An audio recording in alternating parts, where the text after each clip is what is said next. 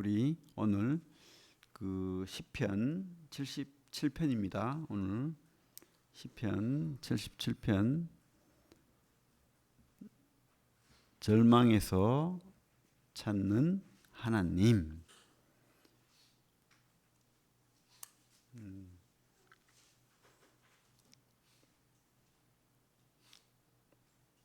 우리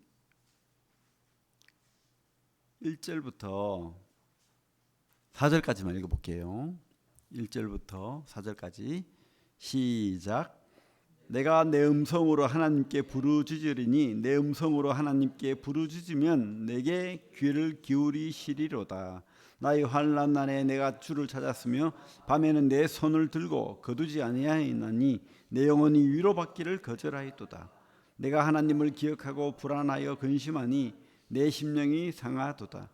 주께서 내가 눈을 붙이지 못하게 하시니 내가 괴로워 말할 수 없나이다.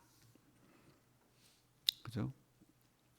삶 중에 오늘 우리 찬송가처럼 고통, 괴로움, 수고, 슬픔, 절망적인 상황들이 참 많죠. 그죠? 근데 보통은 그런 절망이라는 것들이 욕심, 비교의식, 그죠? 이런 것들이 나의 불만족 이런 경우가 참 많아요. 근데 또 이런 것들이면 먼저 나를 돌아봐야 됩니다. 그죠? 나를 돌아봐야 되고, 그런데 또 사실 진짜 고통이 있을 때 있습니다. 그죠? 진짜 고통이, 낙담, 괴로울 때. 그죠? 근데 그럴 때라도 진짜 고통은 뭐죠? 하나님과 멀어지는 게 진짜 고통인 거예요. 이 경지를 깨닫는 순간 그 신앙이 진짜 높은 거예요.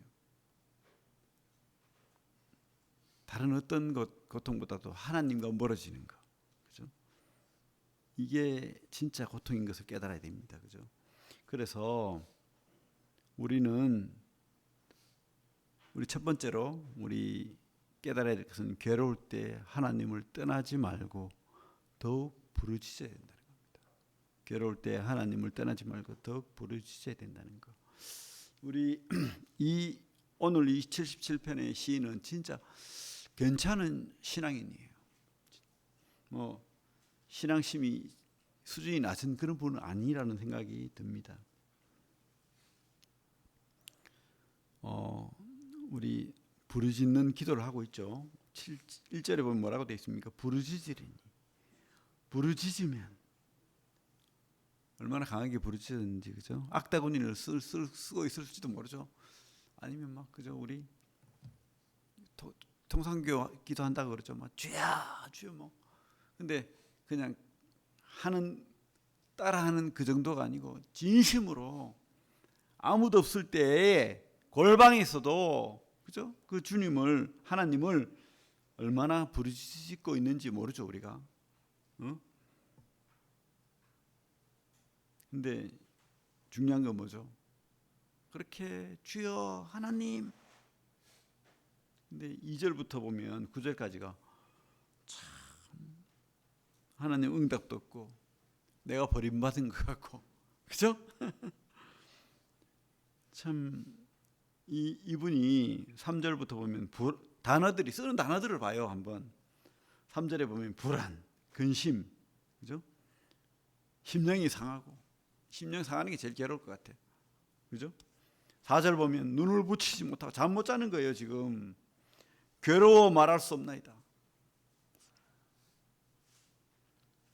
그러면서 6절에 밤에 부른 노래, 밤에 무슨 그 노래가 행복한 노래일까요? 아니죠. 하나님께 부르짖는 그런 노래 아닐까요? 심령으로 간구하면서. 근데 그 마음 심중에는 그런 참 불안한, 하나님을 나를 떠난 것 같은 그런 마음을 가지고 있다는 겁니다. 그죠? 근데 우리가 깨달아야 될 것은 고린도전서 10장 13절에 이런 말 있죠. 사람이 감당할 시험밖에는 주신 일이 없다. 또 감당하지 못할 시험을 우리에게 주신 일이 없고 혹 시험을 당할지라도 피할 길을 주신다. 이렇게 말하잖아요. 그죠? 근데 우리가 이 세번역으로 보면 이 사람이 감당할 시험이라는 뜻이 흔히 겪는 시험이라는 거예요. 결론은 흔히 겪는, 누구나 겪는 그런 시험이라는 겁니다. 여러분, 하나님은 우리가 감당하지 못할 시험을 주시지 않는다는 겁니다. 특별히 누구에게? 성도에게. 그래서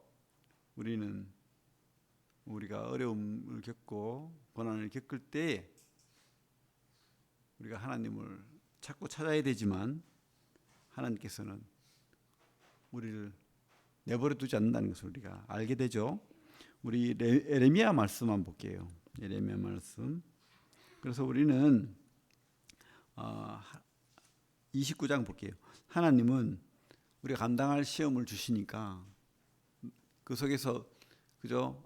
악다구니 쓰고 괴로워하고 힘들어하고 그러면서 하나님과 더 멀어질 게 아니라 더 하나님 찾으라는 겁니다. 결론은 29장 11절 볼게요. 에레미야 29장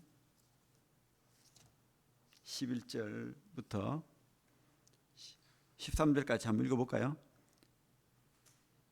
1096페이지 에레미야 29장 11절부터 13절 시작. 여호와의 말씀이니라. 너희를 향한 나의 생각을 내가 아나니 평안이요 재앙이 아니니라. 너희에게 미래와 희망을 주는 것이니라. 너희가 내게 부르짖으며 내게 와서 기도하면 내가 너희들의 기도를 들을 것이요 너희가 온 마음으로 나를 구하면 나를 찾을 것이요 나를 만나리라. 우리가 혹 너무 괴롭고 절망적이고 고통스럽더라도 그것은 나를 완전히 절망 가운데서 내버려둘 그런 하나님이 아니십니다. 그리고 그것은 누구나 다 겪을 수 있는 그런 고통이라는 것을 우리가 알아야 돼요. 그리고 어떻게 해요? 하나님은 찾으라는 거예요. 부르짖으라. 그러면 만나주겠다는 겁니다. 어떤 목사님이 아내가 큰 병이 걸렸어요. 더 중한 병이 걸렸어요. 근데 또 이 목사님도 병이 걸렸습니다. 갑상선 암이었대요. 그래서 이 사역이 너무 힘들고 괴롭고 감당하지 못할 그런 시험을 당하고 있는데 그 아내가 제안을 했답니다. 기도합시다 우리. 다른 방법이 없습니다. 우리 밤마다 우리 오늘 시편 70편 기자처럼 밤을 새워서라도 기도합시다. 매일 합시다. 그러니까 이 목사님이 갑자기 현타가 오는 거예요. 그래도 사역은 해야 되는데 밤을 새워서. 근데 아내가 그랬대요. 아니 의사가 기도하면 낫는다고 하면 기도 안 하겠습니까? 기도 안 하면 죽는다고 하면 기도 안 하겠습니까? 하나님이 기도하시라잖아요. 우리 기도합시다. 막 이렇게 했대요. 진짜 기도했대요. 근데 그 모든 고통의 과정들을 짧지 않은 세월들을 기도하면서 보냈는데 다 지나갔대요. 그죠? 여러분 우리 기도합시다. 기도하면 또 이 고비도 지나갈 줄로 믿습니다. 그래서 우리가 두 번째로 기도는 이 관점을 바꾸는 거예요. 기도를 하면 문제를 내가 겪고 있는 이 절망, 고통, 이 문제를 보는 관점을 바꿀 수 있다는 거예요. 우리 성결이가 그죠? 막 울죠. 배고프다고 울고 기저귀 갈아달라고 울고 막 울잖아요, 그죠? 근데 물론 다른 사람이 기저귀를 갈아준다든지 아빠가 한다든지 엄마가 한다든지 누가 한다든지 다 할 수 있죠. 근데 진짜 이 성결이에게 진짜 필요한 것은 뭘까요? 임시 기저귀 갈아주고 임시 먹을 거 주고 이겁니까? 진짜 이 성결이의 막 부르짖는 그 눈물, 울음, 그 필요는 뭡니까? 엄마예요, 엄마. 그죠? 우리가 깨달아야 될 것은 그거예요. 우리가 이 절망, 이 고통, 이거 해결하는 게 이게 문제입니까? 이거 해결입니까? 아니죠. 우리가 진짜 깨닫는 것은 바로 그 하나님이라는 겁니다. 엄마를 성결이가 부르짖고 찾듯이 하나님을 더 깨닫고 하나님을 만나고 하나님 원하심을 발견하는 거예요. 하나님이 관한 것을 우리가 깨닫는 겁니다. 그죠? 우리 이 77편의 시인도 그걸 깨달은 거예요. 지금. 내일 큐티 말씀이지만 10절을 보면 뭐라고 되어 있습니까? 10절 같이 한번 읽어볼까요? 10절 시작. 또 내가 말하기를 이는 나의 잘못이라 지존자의 오른손의 해. 11절까지 곧 여호와 일들을 기억하며 주께서 옛적에 행하신 기이한 일을 기억하리이다. 그전에는요 얼마나 더 침륜에 빠졌는지 몰라요. 7절부터 봐요. 그죠? 절망의 그 구렁텅이 속에 주께서 영원히 버리실까? 이분 신앙의 수준이 낮지 않아요. 근데도 이런 말을 하는 거예요. 영원히 버리실까? 저도 그런 생각 들 때도 있거든요. 다시는 은혜를 베풀지 아니하실까? 다른 사람들은 뭐 기도했더니 뭐 고난이 짧게 지나가더라. 뭐 이런 간증을 막 할 때, 그죠? 나의 기도가 낮았나? 나의 고통이 작나? 뭐 이런 생각이 듭니다. 그죠? 8절에 그 인자심은 영원히 끝났는가? 약속하심도 영원히 패하였는가? 은혜를 잊으셨는가? 긍휼을 그치셨는가? 이렇게 절망 가운데서 그가 발견한 것은 무엇이냐? 10절인 거예요. 내가 말하기를 이는 나의 잘못이라 지존자의 오른손의 해. 이 말이 어렵죠? 이게 무슨 말이냐면 앞에 있는 모든 넋두리, 절망 가운데 부르짖는 그 넋두리, 그것이 다 결론은 뭐라고요? 나의 연약이요 잘못이요 그것이 미련한 것이고 어리석은 것이 되었다는 겁니다. 진짜는요 지존자의 오른손의 해, 하나님의 도우심의 그 손이라는 뜻이에요. 그거 깨달았다는 거예요. 여러분도 그거 깨달으시길 바랍니다. 하나님 멀리 있었는데 그 멀리 있는 하나님이 아니라는 거예요. 나와 함께 나의 모든 절망 가운데서 나의 고통 가운데서 주님이 오른손이 함께 한다는 거예요. 그걸 깨달았길 바랍니다. 11절부터 그 이야기입니다. 그 이야기. 그거를 깨달았다는 거예요. 결론은. 토마스 도시라는 그 옛날에 그 가스펠송 작곡하고 그렇게 피아노 연주자였는데 예수님을 믿고 이제 주로 교회 집회에 이제 피아니스트로 이렇게 활동을 했던 분인데 아주 옛날이죠. 거의 뭐 90년 100년 전의 사람인데 그때는 참 출산의 위험이 많죠. 아내가 이제 아기를 가져서 이제 교회 집회를 갔는데 갑자기 연락이 왔어요. 미국은 넓잖아요, 그죠? 급하게 갈 수는 없죠. 아내가 전보가 왔어요. 지금 출산하다가 아주 위험한 상황에 빠졌다. 그래서 집회를 못 하고 급하게 병원을 달려갔는데 아기는 태어났어요. 근데 아내가 출산하다가 죽어버렸대요. 너무 충격이죠. 태어난 아기도 그 다음 날 죽어버렸어요. 그죠? 슬픔과 절망이. 그래서 이 사람이 너무 절망감에 빠져가지고 우울증에 빠져가지고 정신병원까지 들락날락거리고 막 그런 상황이 왔습니다. 그래서 참 침륜에 빠져서 고통 가운데 있는데 친구가 계속해서 위로하고 격려하고 그래서 그 친구를 병원에서 데리고 나와가지고 이렇게 피아노 자기 집에 있는 어떤 근무하는 학교의 피아노 앞에 앉혔어요. 그래서 피아노 앞에 앉아서 이렇게 물끄러미 벽을 쳐다보는데 이런 문구가 있더랍니다. 존귀하신 주님, 내 손을 잡아주소서. 그런 글귀가 있었대요. 벽에 낙서로. 그때 자기도 모르게 피아노를 치기 시작했대요. 그 곡이 오늘 우리 아들이 이제 사회 보면서 주여 내 손을 잡아 주소서입니까? 제목이 그 곡이었대. 그거. 그러면서 위로받고 회복되는 그런 순간을 가졌답니다. 참 어떤 절망, 어떤 고통 속에서도 주님이 나를 내 손을 잡아주면 나는 이 고통 가운데서 벗어나서 다시 한번 주님을 향해 나아갈 것이다. 그죠? 어떤 절망도 사실은 큰 주님의 은혜 안에 가운데서는 절망이 아닌 거죠. 회복을 경험할 수 있습니다.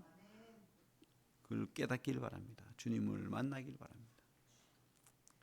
우리 그래서 참 이 특별히 오늘 시편 77편의 이 시인은 모든 그런 삶의 정황, 상황, 과정 속에서 주님의 그 능력과 은혜를 주님의 도우심을 발견한 거예요. 발견한 거. 우리 19절 20절 같이 한번 읽어봅시다. 19절 20절 시작. 주의 길이 바다에 있었고 주의 곧은 길이 큰 물에 있었으나 주의 발자취를 알 수 없었나이다. 주의 백성을 양떼같이 모세와 아론의 손으로 인도하셨나이다. 그 옛날을 그 이스라엘을 도왔던 그 하나님, 그죠? 그 노예에서 해방시켰던 그 주님. 그런데 그 인도가 아주 평안할 줄 알았는데 평안하지 않았죠. 그 홍해가 그 앞을 가로막고 뒤에서는 군사들이 따라오고 그런 절망 가운데서도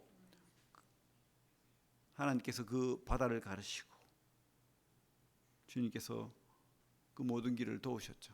근데 사실은 하나님은 보이지 않았어요. 뭐만 보였습니까?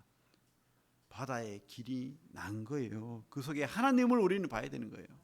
여러분들의 삶 속에서 꼭 이렇게 홍해가 갈라지는 기적이 아닐지라도 여러분들의 그 발걸음 삶 그 궤적 속에 바로 하나님의 능력과 하나님의 도우심과 하나님의 인도하심이 있다는 거예요.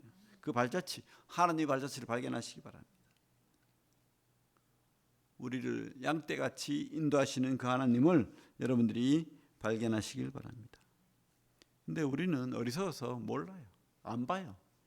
깨닫지 못합니다. 근데 우리 잘 한번 나의 삶을 보십시오. 여러분들의 삶을 어떻게 인도하셨는지 그 삶을 깨닫고 주님을 발견하시기 바랍니다. 주님은 우리 모든 삶 속에 선하게 인도하셨다. 이것을 깨닫기를 바랍니다. 지금까지 인도하신 주님, 나의 삶을 어떻게 해요? 앞으로 끝까지 책임질 것이다. 이거 꼭 깨닫으시길 바랍니다. 그래서 오늘 참 하나님을 발견하는 기도를 또 우리가 하길 바랍니다. 예, 기도하겠습니다. 주님, 오늘